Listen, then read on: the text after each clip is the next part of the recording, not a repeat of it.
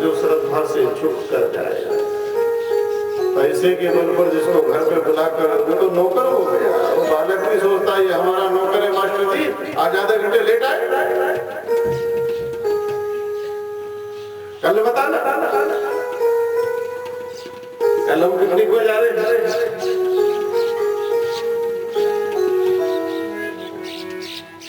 विद्या कहां से आए?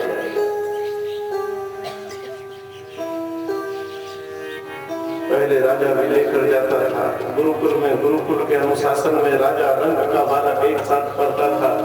श्री राम जी भी झाड़ू लगाते गुरुकुल को भोजन बनाने के लिए जंगलों से काट काट के लकड़ियां लाते, नदी से जल भर कर ले जाते हैं। ये नहीं कि राजा का बेटा है। एक समान शिक्षा सबको, एक समान व्यवस्था। हम तो यहाँ व्यास गद्दी से ये अपेक्षा करते हैं कि इस देश के अंदर भी ये लागू हो, समान शिक्षा हो, समान चिकित्सा हो। आज जिस पर पैसा है, शिक्षा और चिकित्सा ये सेवा के क्षेत्र नहीं है, घनघोर व्यापार हो। विद्या निकल के चली गई। कोई जरा जाए डॉक्टर के यहाँ 10 टेस्ट लिख देगा, ये करो ये करो ये करो। पहले एक वैद्य के पास जाते थे, नाड़ी देखता था, 4 दवाई दे देता था, ठीक हो। अब किसी के पास जाओ कि जरा देखो पेट में दर्द हो रहा है, वो कहेगा चलो चलो आगे जाओ, मैं पेट का डॉक्टर नहीं, मैं तो आंख का डॉक्टर। किसी आंख वाले के पास पहुंच गए, भैया आंख गड़बड़ है। बोले कौन सी? बोली बाई आंख हमारी गड़बड़ है। बोले मैं बाई आंख का नहीं हूं, मैं तो दाहिनी आंख का विशेषज्ञ हूं। यहाँ ऐसा होता है।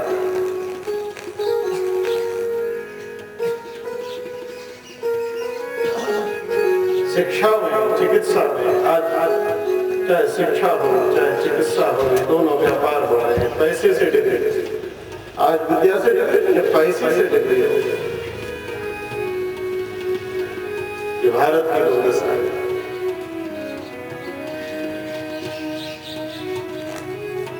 कहां तक बखान करें? हम तो कहते हैं इस देश के अंदर एक नागरिक एक कानून।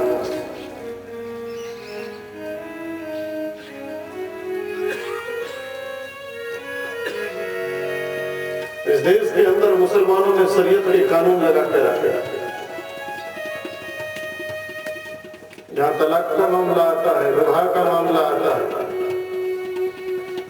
संपत्ति में बंटवारे का मामला आता है, वहाँ शरीयत है।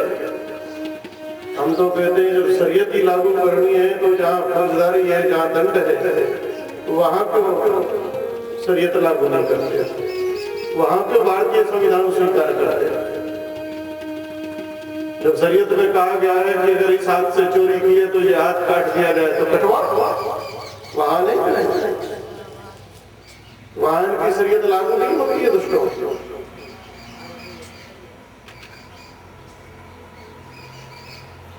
भारत में बहुत बड़ा विशाल,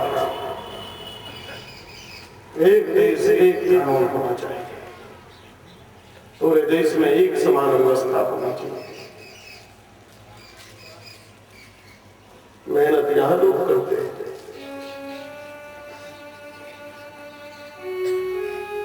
कश्मीर में फ्री में चावल बचता है और राक्षस आतंकवादी खाते हैं। धारा 370। ये भेद है, ये भेद नहीं रहना चाहिए। हमारी भारतीय व्यवस्था में ये भेद नहीं था, सब समान था। भगवान श्री राम तो लोक मर्यादा का पालन कर रहे हैं, उनको क्या ज्ञान? वो तो ज्ञान निधि, गुण निधि है। सारे गांव में विद्यमान है, अलग प्रकार विद्या सब है। बहुत 64 दिन में 64 कलाएं सीख गए। 64 दिन में पूर्ण ज्ञान हो गया है। लोक मर्यादा का पालन किया है कि जिन गुरु के ज्ञान नहीं होता है तो मैं भी मानव तन धारण किया है। तो 64 दिन बाद लौट कर आए हैं। तो अयोध्या जी ने बड़ा स्वागत हुआ है, गुरु जी लेकर आए हैं। 64 दिन तक ये उत्सव चला। बड़े बड़े मंडलीक राजा इकट्ठा हुए, कुल कुटुंब खानदान के लोग इकट्ठा हुए, नातेदार रिश्तेदार। प्रतिदिन 64 दिन में जो 64 कलाएं, एक एक कला का प्रदर्शन होगा। एक दिन गाने का है, एक दिन नाचने का है, एक दिन बजाने का है, तो एक दिन नाटक करने का है, एक दिन तलवारबाजी है, एक दिन धनुषबाजी है, एक दिन कुश्ती है। प्रतिदिन एक एक कला का प्रदर्शन चारों कुमार अपने सखाओं के साथ करते हैं। वाह वाह होती है। एक दिन वेदों का 4 दिन तो 4 वेदों का चला है। जिस समय श्री राम जी ने वेदों की व्याख्या करनी शुरू करी है, तो वशिष्ठ जी जैसे संत विचार करते हैं कि हमने इनको पढ़ाया है या ये हमको पढ़ाया है। 64 दिन तक सब चला। बड़े बड़े मंडलीक राजा है, राजाओं में राजा जनक भी है। श्री जनक जी ने कहा, महाराज अवधेश चक्रवर्ती सम्राट अवधेश को, महाराज इन बच्चों को हम कुछ देना चाहते हैं। इतना सुंदर प्रदर्शन है, शाबाशी दे रहे हैं, इनाम दे रहे हैं। बोले ठीक है, आप ही का बच्चा है, जैसे हमारे आपके महाराज जो मन हो सो। श्री जनक जी ने उसी समय अपने ब्राह्मणों को, इन सबको इशारा किया, सचिवों को इशारा करा, हाथ सज के आ गया पूजा का। श्री राम जी को तिलक किया, रोली अक्षत लगाया, हाथ में नारियल पकड़ा दिया, कलावा बांध दिया गया। चांदी सोने का जो भी रुपया रहा होगा ऊपर से रुपया रख दिया गया। फिर महाराज दशरथ से कहा गया, महाराज बड़ी इच्छा हो गई है, बड़ी इच्छा हो गई, बाकी काम बाद में होगा, बड़ी इच्छा कर। दशरथ जी मुस्कुराए, कहने लगे, राजन बड़ी इच्छा तो तुमने कर दी है, लेकिन तुम्हारे है तो कोई है ही नहीं, पूरा कैसे करोगे? बोले महाराज अवधेश, जब पुत्र कामेष्टि यज्ञ करके आप पुत्र उत्पन्न कर सके, तो हम भी अपने राज्य में जाके पुत्री कामेष्टि यज्ञ करेंगे। बहुत बड़ी बात है कि जनक ने कहा, मैं पुत्र तो सभी चाहते हैं, तो हिम्मत है, मैं पुत्री कामेष्टि यज्ञ करूंगा। बड़ी इच्छा कर दी है। श्री जनक नहीं लौट कर आए हैं, सबको बुलाया, बोले पर इच्छा कराए हैं, पुत्र कामेष्टि यज्ञ की तैयारी की जाए। यज्ञ के लिए भूमि का चयन किया गया है। बड़े बड़े विद्वानों को बिठाया गया कि मुहूर्त निकालो, भूमि का शोधन कब किया जाए। बड़े बड़े विद्वान बैठे, पत्रे खोले गए, कहा महाराज मुहूर्त तो निकला जा रहा है, अब विलंब के ही कारण के लिए मुहूर्त निकला जा रहा है। यही मुहूर्त सर्वोत्तम, जब कोई श्रेष्ठ कार्य करने का मन में संकल्प जगे, उसके लिए मुहूर्त ना देखो, वो सबसे अच्छा होगा। फिर इस चक्कर में मत पड़ो कि हाँ आज सोमवार है कि मंगल है कि भड़वा है कि क्या है कि क्या है कि क्या है। शुभ संकल्प आया है तो इससे बढ़कर कोई शुभ मुहूर्त नहीं। भूमि शोधन की तैयारी हुई है, स्वर्ण का रथ हल बनाया गया है, स्वयं हर आकर बैल का रूप बनाकर उसमें लगे। श्री जनक जी ने मूठ पकड़ी है, रेशमी कपड़े की बनी हुई झोली, तो सुनैना जी ने अपने कंधे पर डाली है,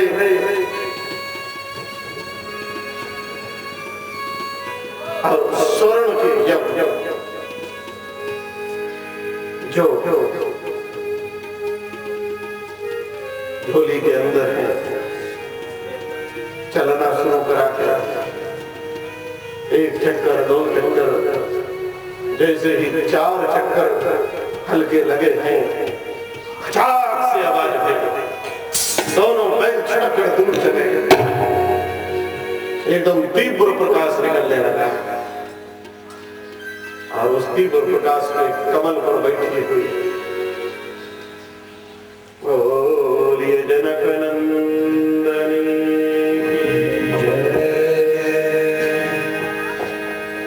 माता प्रकट हुई। सुनैना जी के अस्त्रों में दूध भी चला, गोद में दिया है कन्या को, जय जयकार।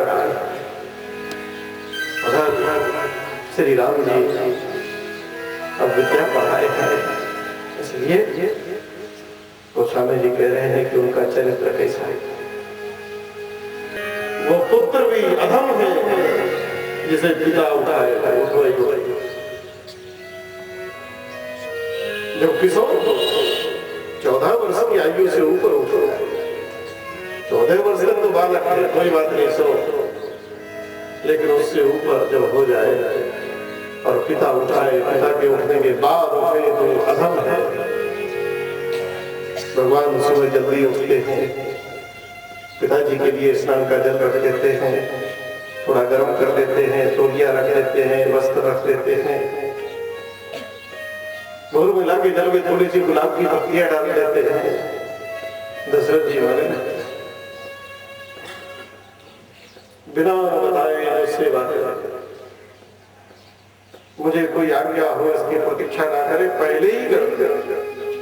उत्तम मध्यम अधम, उत्तम कौन है? जो मन की बात जाने लगे, मेरा स्वामी क्या चाहता है, उसे कब क्या चीज चाहिए, क्या ऐसा है, उसके बोलने से पहले वो उत्तम। और कहा बेटा ये कर दो, उसने कर दिया, ये मध्यम, जिसने कहने से कर, और जो कहने से भी नहीं करता, देख रहा गुरु जी बैठे हैं सामने, जाऊंगा कोई काम बता देंगे, इधर ही बैठे रहोगे। तो सभी तरह के होते हैं लोग, हमारी तो आदत रहती है हम तो अपने शिष्य भक्तों से खूब विनोद करते रहते, छेड़ते रहते, जो जितना ज्यादा प्यार, जिसको ज्यादा छेड़े समझो उतना ही ज्यादा प्यार है।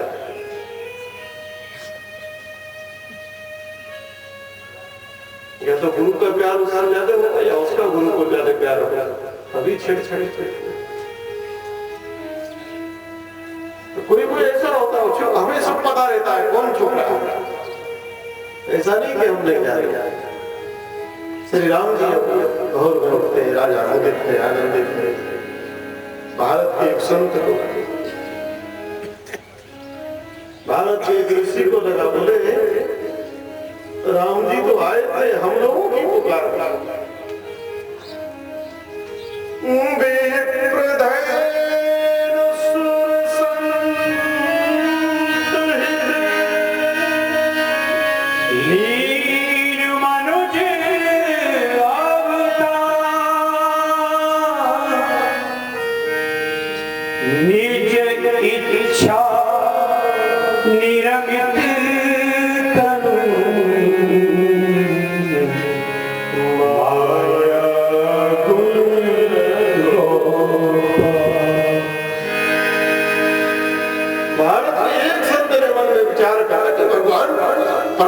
देवताओं के लिए भी नहीं आता, वो इस धरती के भार को भी हरण करने नहीं आता। ये सब बहाने हैं, भगवान केवल एक कारण से आते हैं। सुंदरकांड में भगवान स्वयं कह रहे हैं, तुम सारी के संत प्रिय मोहे, धर्म देह नहीं आन, मैं केवल मेरे संतों के लिए, और कोई कारण नहीं है, बाकी तो कारण बना लिया।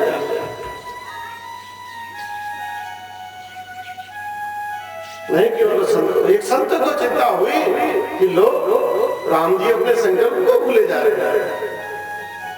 दशरथ कौशल्या और अयोध्या वासियों के प्रेम में डूब कर भगवान अपने संकल्प को छोड़ रहा है, इसलिए एक संत नहीं, संत तो भगवान से ऊपर है कि मैं भगवान को सही रास्ते पर लाऊं। एक संत के मन में चिंता ना आवे, गाधी तन मन चिंता व्यापी,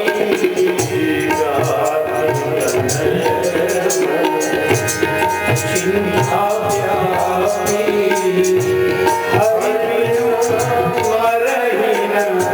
निश्चर हरि बिन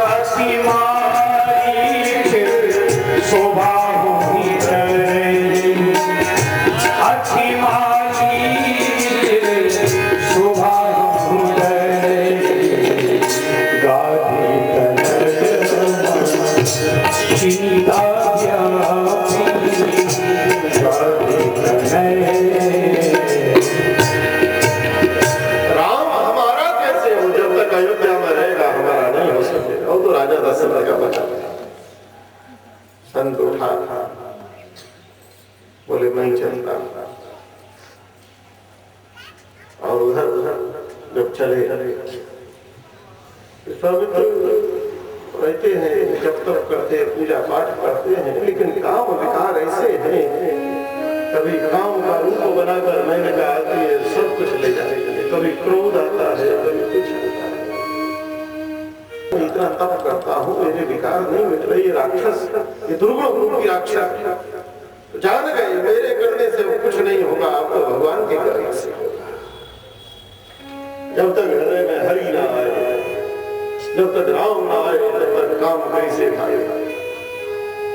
विचार करा राम कहाँ है, ध्यान किया तो पता लगा राजा दशरथ के मिला। बोले गृहस्थ, वो जीत गए, उसकी गोद में प्रभु बैठा है।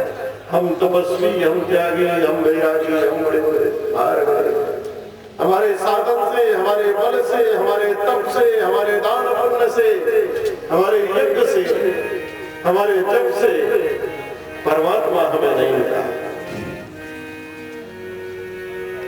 एक गृहस्थी के हारे पहुंचे।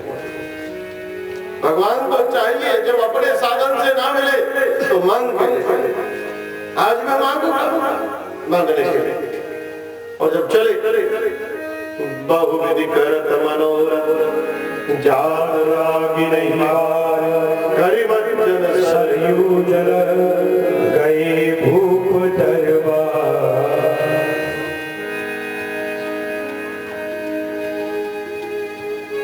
एक क्षण में पहुंचे, जात लागी नहीं बाबा। देखो ये बहुत बड़ा सूत्र है रामायण में, समय नहीं लगा, एक क्षण में पहुंचे। भाई कौन से हवाई जहाज में बैठ के गए, कौन सी घोड़े गाड़ी में बैठ के गए।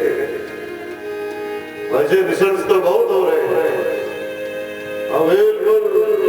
अरुणाचल मणिपुर में वहां बॉर्डर कोई मिला हुआ, कुंडलपुर वहां की रुकमणी संदेश भेजा द्वारिका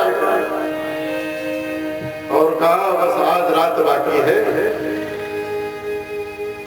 इतना आधुनिक समय अब हो गया है, अगर द्वारिका से अगर कोई डायरेक्टर ही हेलीकॉप्टर से चला जाए बात अलग, हवाई जहाज से भी चलेगा तो आके कहीं गुवाहाटी उतरेगा, गुवाहाटी से इम्फाल उतरेगा, हवाई जहाज से भी चलेगा तो उस स्थान तक नहीं पहुंच पाएगा। भगवान कृष्ण पहुंचे थे, क्या साधन है। विश्वामित्र को समय नहीं लगा, विश्वामित्र भी रथ पर बैठ गए। कौन सा बहुविधि करत मनोरथ, मन रूपी रथ पर बैठ गए। अब मन से तेज कौन है संसार, मन को कितना क्षण लगता है।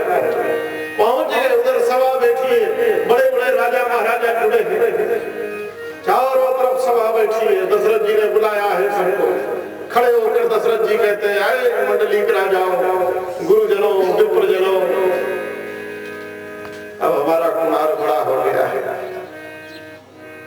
हमारा कुमार आप तो जानते ही है कैसा सुकुमार है, कैसा सुकोमल है, अब विवाह योग्य हो गया है। कोई बहू इस त्रिलोक्य में अगर कोई ऐसी बहू हो जो हमारे कुमार के योग्य हो, बहू 21 होनी चाहिए, 19 नहीं होनी चाहिए, नहीं तो कुमार हमारा उदास हो जाए। अरे आदमी कैसा ही काला कंका टेढ़ा मेढ़ा भेड़ा क्यों हो, लेकिन बहू सबको बढ़िया चाहिए, वही छोटी चाहिए। जब जाएगा तो इनकी टेप लेके जाता है कि हाँ नाप के देख पौने चली नहीं चलेगी।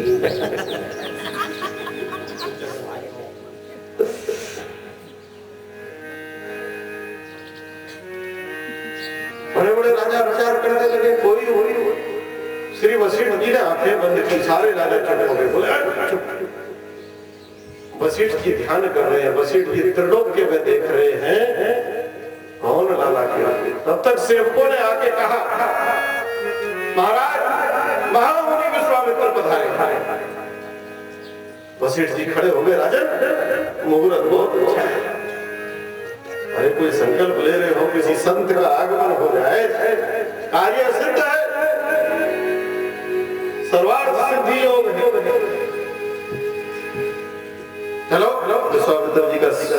सम्मान करते लाकर दशरथ जी ने सिंहासन पर बैठा दिया। कुछ चरणों में बैठ गए, बड़ी आरती वारती उतारी है, सब कुछ कहा है। फिर चारों कुमारों को लेकर आए। चारों कुमारों को जैसे चार प्रसाद पीछे चलते हो, दशरथ जी आगे आगे ब्रह्मचार रूप में पीछे पीछे। देवता हर्षित हो रहे इस दृश्य को देख। देखो क्या धनभागी दशरथ, कौन दशरथ जैसा पुष्प वृष्टि कर रहे हैं। और जाके चारों बेटों को लिटा चारों ने प्रणाम किया। पुनि चरण मेरे सुत चारी, चरण मेरे सुत चारी, राम देखे मुनि देह विसारी, राम देख मुनि देह विसारी, भई मगन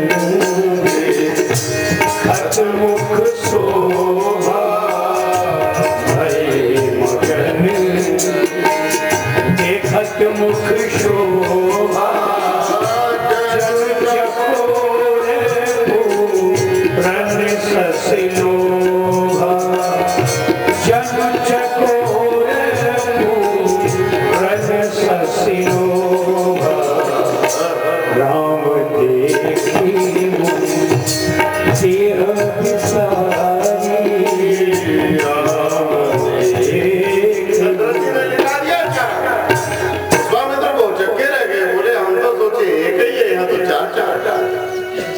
लेकिन जिसको मैंने ध्यान में देखा है, जिसे मैंने पाया है, इन चारों में वो ब्रह्म कौन सा? चारों को ऐसे घूर घूर कर देखते हैं तो जैसे ही राम से नजर से नजर मिल गए। विश्वामित्र तो फट गए, राम पलट देखते हैं, दशरथ जी को खतरा महसूस हुआ। बोले ये बाबा लोगों की नजर बड़ी खराब होती, कहीं हमारे बालक को लग गई तो। दशरथ जी ने ऐसे इशारा करा तो चारों घूम के चले गए। ब्रह्म तो दशरथ के अधिकारी, वो बेचारे ठगे से देखते रह गए। दशरथ जी ने पैर पकड़ लिया, बाबा बैठो। विश्वामित्र जी के अभी तक हाथ ऐसे उठे हुए आसे वाले। अरे बाबा अब तो बालक गए, बैठो। बैठे और बालक क्या गए, उनका तो सब कुछ ले। आज जो है क्या सेवा करो। बोले राजन, अब विश्वामित्र ने भूमिका बनाई है। राजन, तुम्हारे कुटुंब खानदान में जो दाता हुए हैं आज तक संसार में नहीं हुए। तुम्हारे यहाँ ना कहना तो किसी ने सीखा ही नहीं। मोहर लगवा रहे हैं, तू भी ना मत कर दे। तुम्हारे खानदान की परंपरा है। तुम्हारे खानदान में राजा शिवी हुए। शिवी ने तो उस कबूतर पक्षी की रक्षा के लिए अपने शरीर का एक एक अंग काट के चढ़ा दिया, अंत में खुद ही चढ़ गए। ऐसे कैसे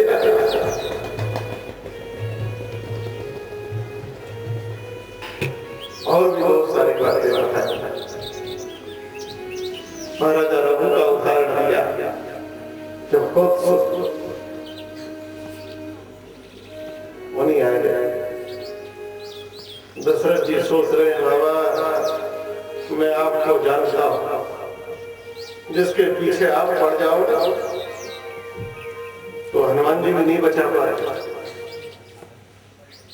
पता है कि हमारे पूर्वज राजा विश्वामित्र रहे, हमारे पूर्वज राजा हरिश्चंद्र है। दशरथ जी मन ही मन कह रहे हैं कि तुम ही वो बाबा हो, क्या हाल करा। बाबा आप बोलो। बोला असुर समूह सतावई मोही,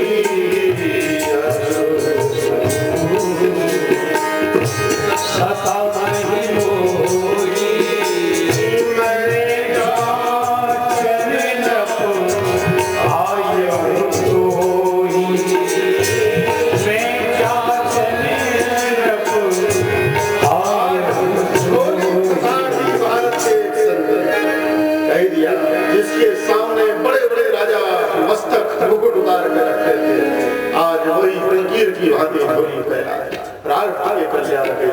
से कल्याण, अपने लिए नहीं। संत जब करता है सर्व समाज के लिए करता है। हे राजन, ये राक्षस मुझे सताते हैं। दशरथ जी की पूरी पूरी भुजाएं फड़कने लगे। बोले बूढ़ा हो गया लेकिन इतना भी बूढ़ा नहीं। देखा मेरे जीवन को मेरे होते कौन है इसमें इतना बल कि एक संत को त्रास है, साधु को त्रास है। देखा धनुष उठा लिया। महाराज किसके सर पर काल रास्ता है बोलिए यहीं से। कौन है? विश्वामित्र जी ने धनुष पकड़ा, नीचे को कर दिया है ऐसे। जितना तेरे धनुष में बल है ना इतना तो मेरी हुंकार में है। इतना तो मेरी हुंकार में है। लेकिन ये इतना तो तेरे धनुष से ना मेरी हुंकार से। ये मिटने वाला नहीं है कि कोई बाहर का राक्षस थोड़ी अंदर का विकार। बोले बाबा क्या सेवा करूं? मांग बैठे अनुज समेत देहु रघुनाथा, अनुज समेत देहु रघुनाथा, निश्चर पथ में हो सनाथा, निश्चर पथ में हो सनाथा। देखिए राम जी को बात मांगा है। पहले हमारे लाडले लाल को मांग लिया, लखन लाल लाडले भैया, उसके बिना मन नहीं लगे।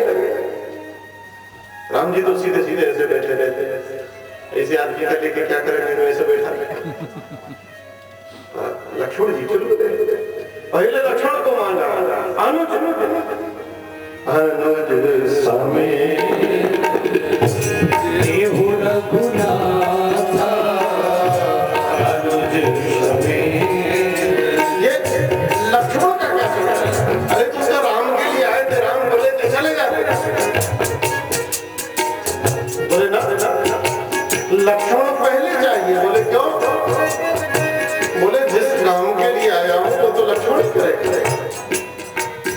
बोले काम है राक्षसों को मारना। बोले मारने का काम तो महाकाल ही करता है। ये महाकाल का अवतार है। राम जी किसी को मारते नहीं, वो तो तार देते हैं। वो उधरा रही उसको भी अपना लोक दे दिया। ये कोई किसी को मार दे थोड़ी है। हमें तो वो चीज मार दे। मारने का काम निश्चर पथ में हो सनाथा, निश्चर पथ में। निश्चर राक्षसों का पथ। तुम्हें धर्म होगा, सुजस होगा, इन बालकों का कल्याण होगा। आजा दशरथ मूर्छित होके गिर गए। सेवक लोग दौड़े चीटे मारते हैं।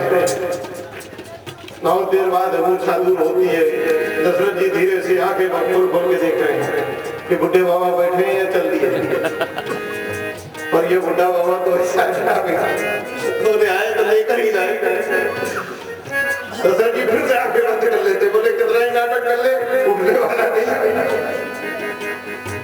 दशरथ जी को लगा ये बुढ़ा नहीं चलेगा भैया, ये बाबा बड़ा विकट, ये चलने वाला नहीं।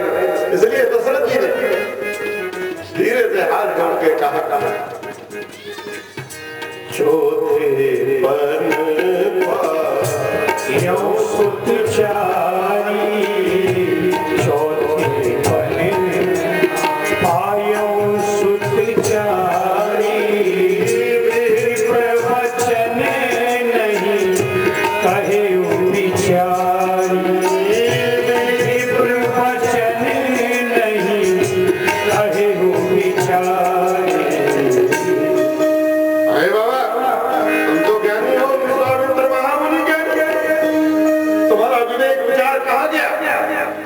कुछ तो मुझ पे तरस खाओ। मुझ बूढ़े पे अरे जीवन में नहीं मिला, जवानी में नहीं मिला, बुढ़ापे में ये चार बारह कर रहे हैं और आप मांगने चले आए। कुछ तो विचार करा होता। विश्वामित्र कह रहे हैं विचार किया है तभी मांगा है, ऐसे नहीं मांगा। और तुमने बिना बात हमारी पदवी घटा दी। अरे हम सन्यासी हैं, तुमने हमें बिल्कुल बता दिया। बोले मांगोगे तो पदवी अपने आप मिल जाएगी, मांगने से आदमी छोटा होता है। सन्यासी जो सबसे होते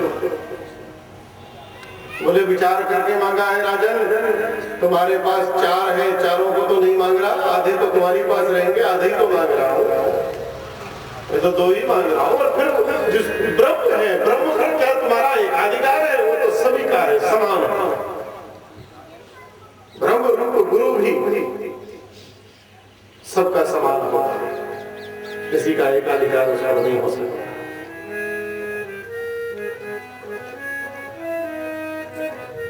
मैं तो 2 को ही मांग रहा हूं। अरे इतने दिन तुमने आनंद लिया ब्रह्म का, हमें दे दे। राजा दशरथ का प्रेम निकल कर बाहर आ गया। राजा दशरथ कहने लगे, बाबा सब सुत प्रिय मोहे प्राण की नाई, सब सुत प्रिय प्राण की नाई, राम पंडित नहीं बनई गुसाई, राम तीर्थ नहीं बनई गुसाई, मांगो एनो धन कोसा भूमि, राम को छोड़ो, प्राण दिए प्राण दे दो, जो चाहे सो दे दो, राम दे नहीं बनेगा। सर्वस देऊं आज सहरोसा, सर्वस देऊं आज सहरोसा, राम बनती राम देव नहीं बनई गुसाई, राम देव। विश्वामित्र अंदर ही अंदर आनंद विभोर हो रहे दशरथ जी के प्रेम को देखकर प्राण देने को तैयार, लेकिन राम को देने को तैयार नहीं। कहता है ब्रह्म को त्यागने के लिए ये कलयुग का जीव तो एक कदम चलने को तैयार है। कैसे राम गदगद हो गए।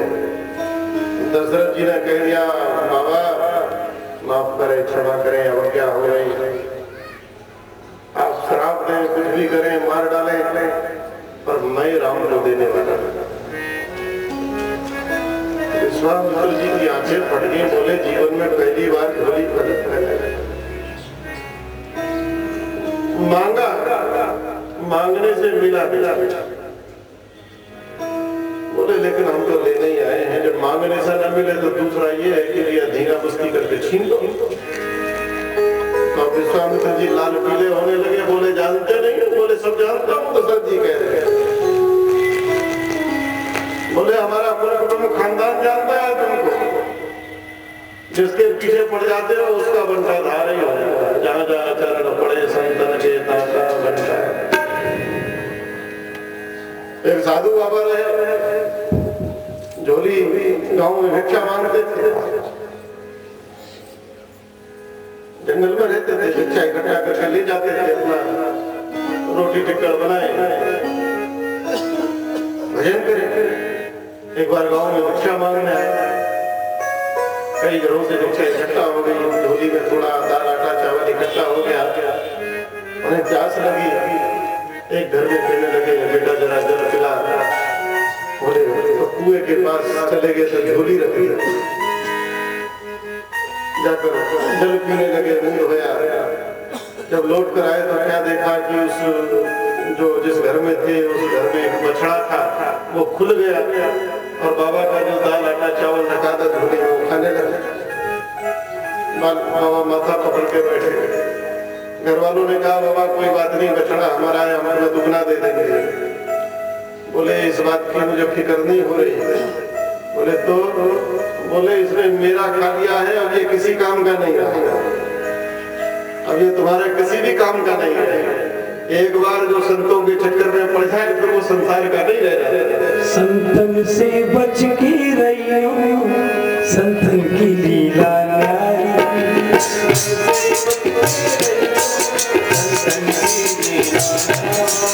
बाबा से बच के रहियो, बाबा की लीला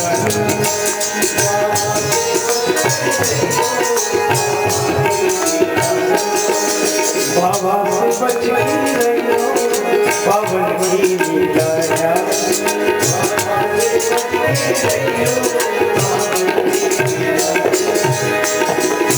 बाबा पहुँचे अवधपुरी में, बाबा पहुँचे अवधपुरी में, बाबा पहुँचे अवधपुरी में, बाबा पहुँचे अवधपुरी में। दिख गई हरिश्चंद्र नारी, बाबा से बच के रहियो। अरे दिख गई हरिश्चंद्र नारी, बाबा से बच के रहियो। बाबा की लीला न्यारी, बाबा से बच के रहियो। बाबा की लीला न्यारी, बाबा से। तुम तो हमारा धंधा ही चौपट करा दो।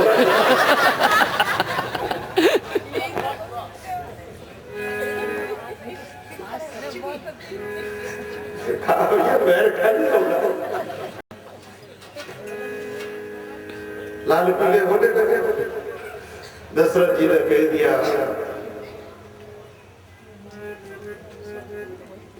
चाहे आप मुझे भस्म कर दे, आप जो बच्चा सो कर दो, लेकिन मैं राम को नहीं दूंगा, नहीं दूंगा।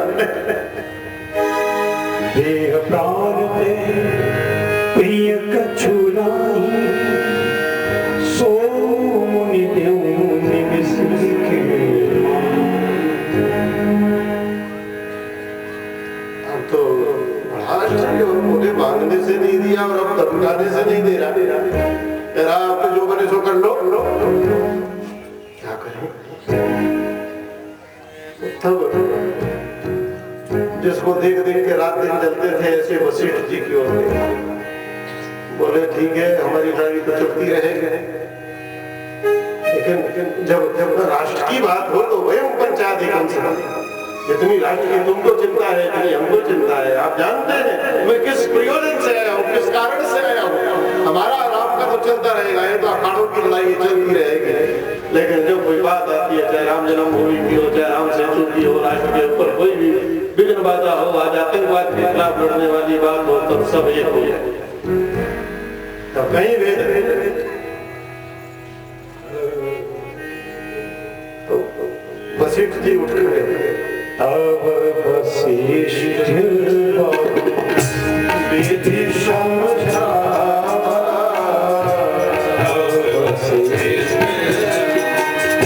विधि समझावा, नपसंदेह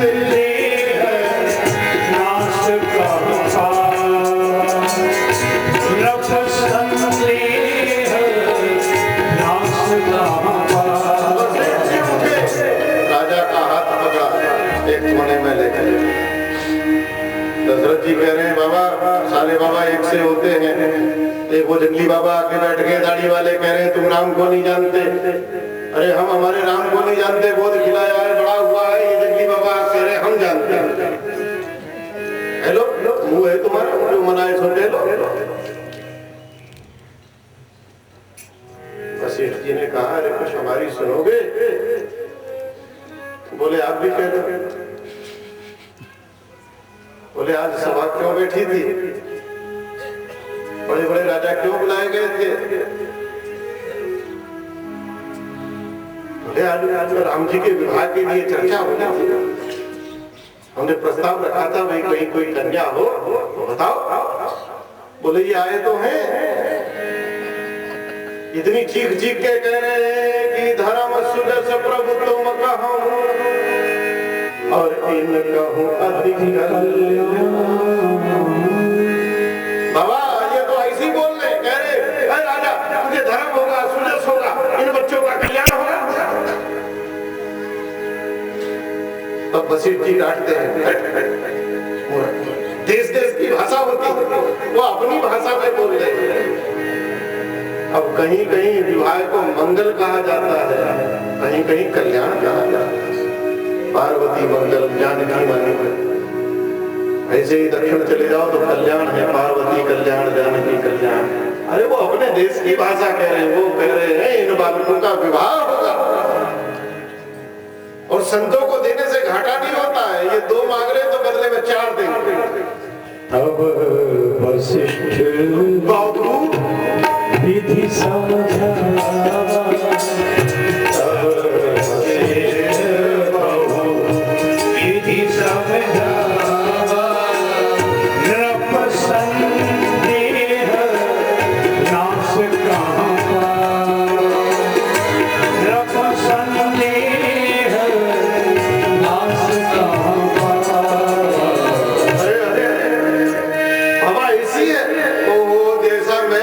बुद्धि का वैसा गुरु जी ने, वो तो पता नहीं क्या अंग्रेजी पिटर कर रहे थे, क्या क्या बोल रहे।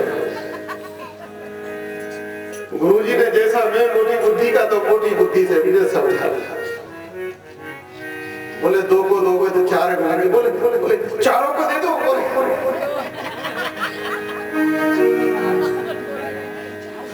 अरे ब्याज के 2 में जीव असल को छोड़।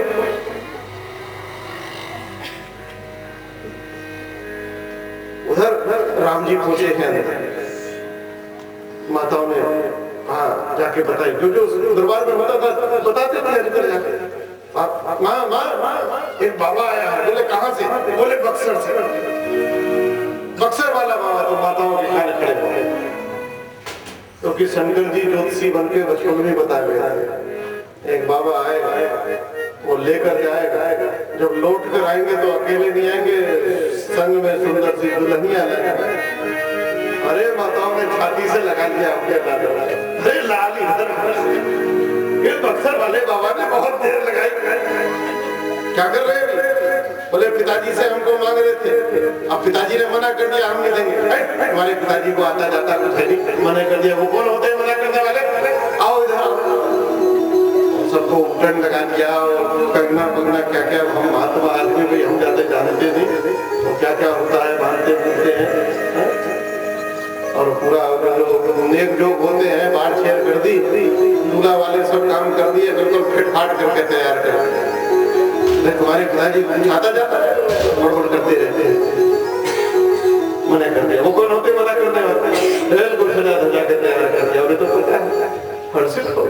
तब तक दशरथ जी आ गया लेने। अब तो गुरु जी ने समझा दिया।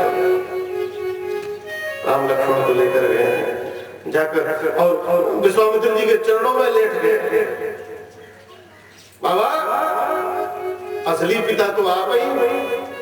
अरे कुमार बड़ा हो गया, हमें चिंता नहीं, आपने ढूंढ के भी रख लिया।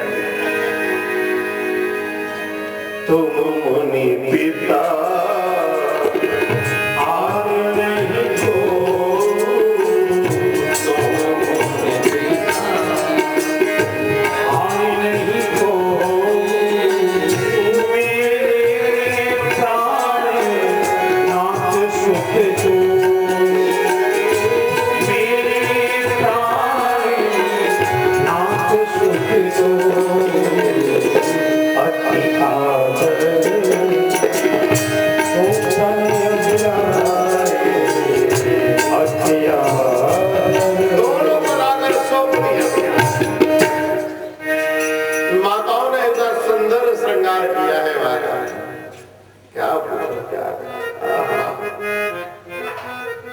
आनंद हो गया।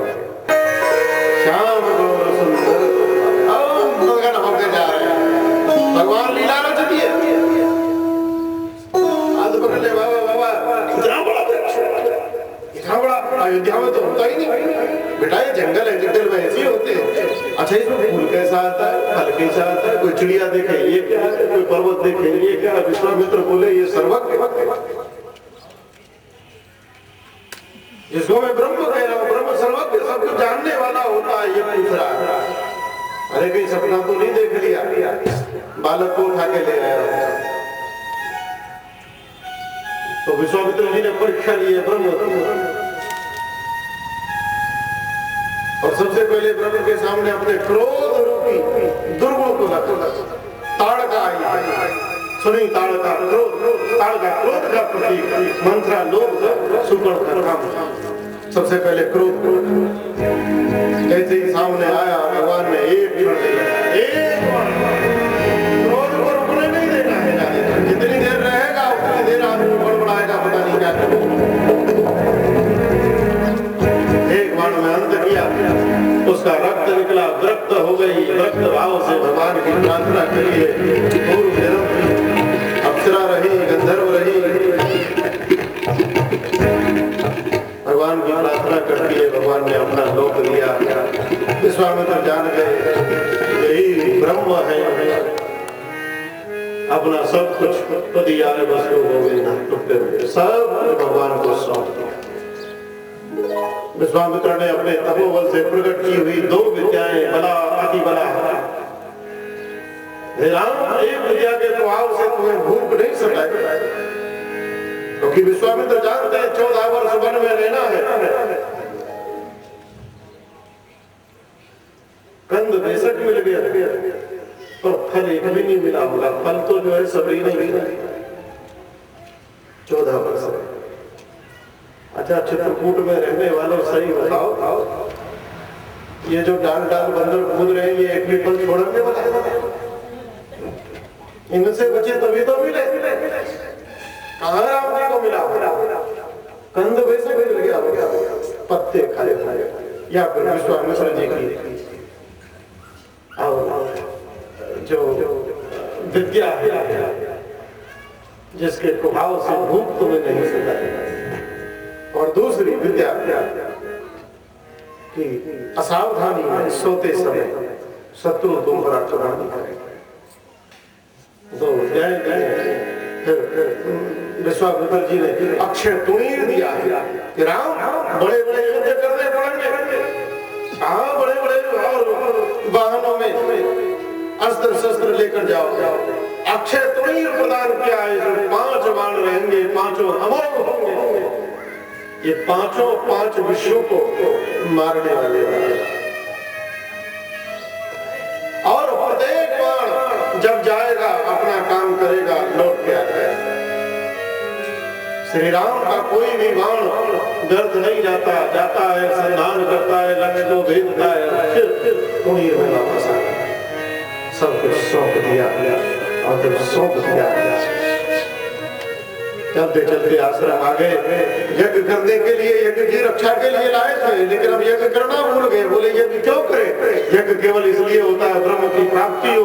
वो तो आ गया। एक दिन बीता, 2 दिन बीते, 4 दिन बीत गए, यज्ञ ही नहीं करते। भगवान को लगा है, भगवान ये संदेश देते हैं, अय प्राणी, भगवद गीता में भी कहा है, श्रेष्ठ पुरुषों को श्रेष्ठ आचरण का त्याग किसी भी काल में कदापि नहीं करना। यज्ञ कर्मों का त्याग न करना, जीवन पर्यंत सत्कर्म करना, जीवन पर्यंत आपका हाथ धर के कभी ना बैठा। एक बड़ी गलत गाली चलती है जिसको कहते हैं हराम। हरामी कौन है? जो करके ना कहा, जो बाहर चला। अरे किसी आश्रम में बैठ कर भी अगर 2 रोटी खाई है तो बाहर चढ़ा है, कुछ भी ना करो, थोड़ी झाड़ू लगा दो, कुछ भी ना करो तो चलो 4 लोग बैठ के भोजन कर रहे हैं, थोड़ा सा पानी परस दो, वहीं उतारो उसको सेवा के द्वारा। अगर ये तो है रेल में अगर बिना टिकट पकड़े गए तो 2 ही सजा होती है, या तो 1000 रुपया जुर्माना, या तो पैसा देकर छूट जाओ, और या फिर 3 महीने जेल में बंद रहो, चक्की पीसो। तो कहीं अगर रहो घर में, परिवार में, मित्र में, नातेदारी रिश्तेदारी में, या तो धन से कर्जा उतारो, बड़े बड़े काम चल रहे हो जो तुमसे भले दे दो, और नहीं कर सकते सेवा करो, शरीर से सेवा करो, कर्जा मत लेकर जाओ। पता नहीं ये कर्जा कब किस योनि में जाके किसी का बैल बन के, किसी का गधा बन के उतारना पड़ेगा, और ब्याज में डंडे और खाने पड़ेंगे। धर्म प्रधान विश्व का इलाका, भगवान कहते हैं जीव जीवन पर्यंत सत्कर्म न त्याग, इसलिए भगवान ने स्वयं कहा है विश्वामित्र, अरे बड़ी बात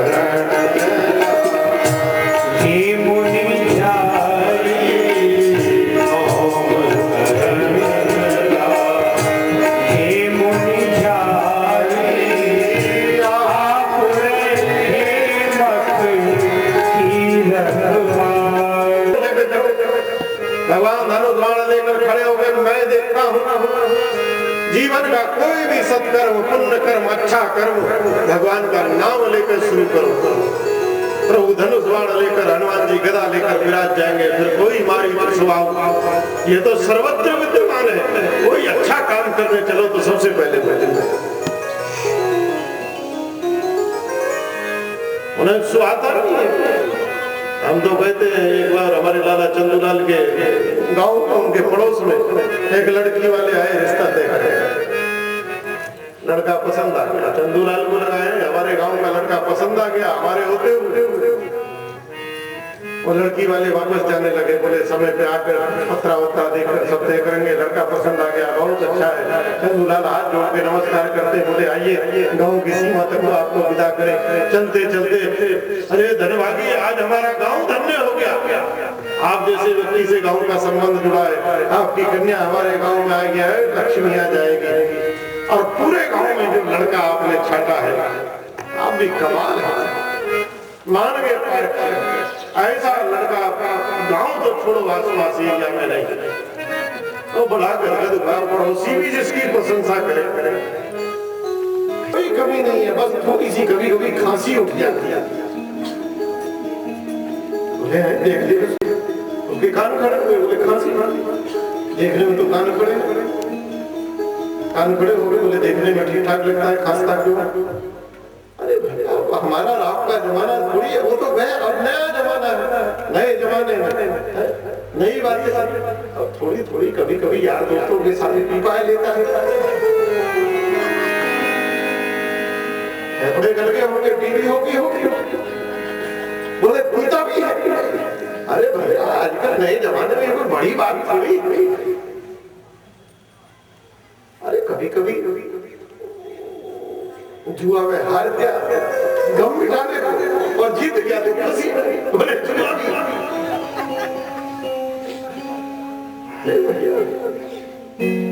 अब पुराने जमाने की बातें छोड़ो, अब कहीं चोरी चकारी में अच्छा खासा माल हाथ लग गया तो थोड़ा जुआ में लगा दिया, बोले चोरी भी करता। तो उन्होंने तो चंदूलाल के पैर भी पकड़े, बोले बहुत बड़े भले गांव को भी सदा सदा के लिए नमस्कार करा, बोले अब नहीं आए। तो हमारी स्वभाव सब जगह अच्छे काम में कुछ ना कुछ टांग अड़ा नहीं, अच्छे काम में कुछ ना कुछ सुगंध नहीं सुहाती। माता जी इधर आगे इधर हमारी मर्यादा है माता जी।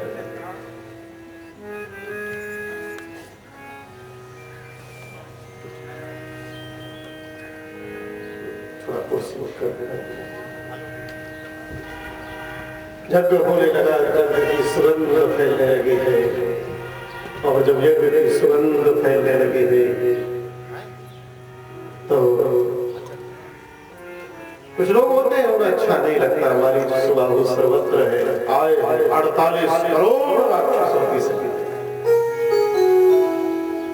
48 करोड़। पूज्य माता जी चित्रकूट की विभूति है, बिल्कुल अनसुईया स्वरूप है, और बड़ा घनघोर जीवन में किया है। कर्नाटक की रहने वाली है, इसलिए यहाँ कर्नाटक माता करके प्रसिद्ध है। अति पूजनीय, अति तपस्वी है। हमसे तो उनका बहुत प्रेम है। हम तो आज से लगभग 18-20 साल पहले आए थे तो माँ के हाथ की रोटी खाकर गए थे। अभी तक उस रोटी का स्वाद, माँ के हाथ की रोटी कैसी होती है एकदम भूले नहीं। 48 करोड़ राक्षसों की सेना मारी सुबाहु ने सबसे आगे आगे मारी। भगवान ने कहा कुमार सावधान, दुर्गंध का एक झोंका आया। भगवान बोले कुमार सावधान, अनार्य पुरुषों का आगमन हो रहा।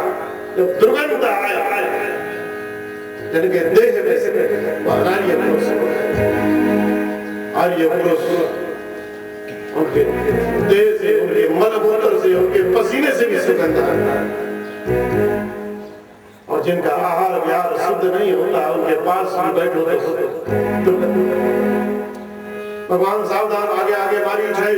भगवान को लगा ये यज्ञ भूमि है, यहाँ मार काट ठीक नहीं है, थोड़ा डरा देता हूँ, धमका देता हूँ। एक बाण निकाला, नो बिन फर बाण राम कहि मारा, जो डंका बिन फर बाण राम कहि मारा, सब जो डंका बिन फर बाण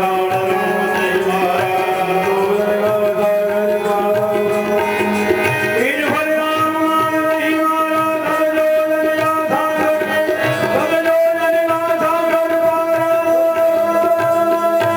कहि मारा।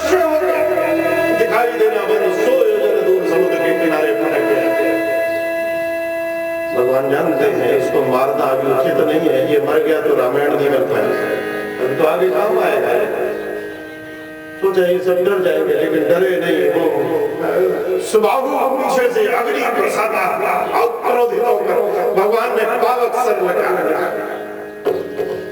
जलाकर 48 करोड़ राक्षसों की सेना। भगवान ऐसे करके लक्ष्मण जी ने हाथ लगा, प्रभु कष्ट करने की आवश्यकता नहीं। बोले लक्ष्मण 48 करोड़, बोले कहाँ? अब देखा तो गगन निर्मल हो, कहाँ 48 करोड़ ऐसे काले काले बादल से दिख रहे थे, एको नहीं दिखाई दे रहा। भगवान कहते अरे कहाँ गए? लक्ष्मण जी कहते प्रभु इस सेवक के होते हुए। बोले क्या करा? बोले मैंने सबका गोविंद आए नाम। भैया कहीं हाथ, कहीं पैर, कहीं रंग, कहीं मुंड,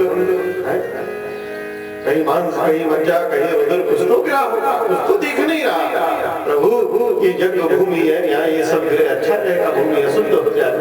बोले तो बोले मैंने अग्नि बाण निकाला क्योंकि मैंने जान लिया ये तो अधम है, निशाचर है, असंस्कारित है। जैसे ये है ऐसी आस औलाद होगी, कोई इनका संस्कार भी नहीं करेगा, तो मैं अग्नि संस्कार ही कर देता हूँ। अग्नि बाण निकाल के 48 करोड़ राक्षसों को मैंने राख में परिवर्तित कर दिया।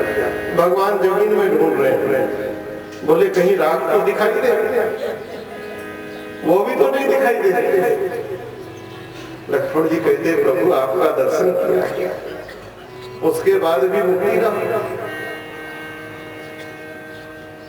इनकी आशुलाद तो इन्हीं के जैसी होगी, आपका दर्शन पाकर भी मुक्ति ना हो, इसलिए मैंने पीछे से वायु अस्त्र चलाया, सब की राख को उड़ा दिया और सब हरिद्वार जाके गंगा जी में जय गंगे हर। भगवान ने धनुष पटक दिया, कस के लखन को कस लिया, बाहु पास में बांध दिया। मैं दो को ठिकाने नहीं लगा पाया, अब मेरा लखन 48 करोड़। इस प्रसंग का उत्तर और सुंदर कांड में मिलता है। जब विभीषण आता है और सब मिलकर सुग्रीव आदि करें जानी न जाए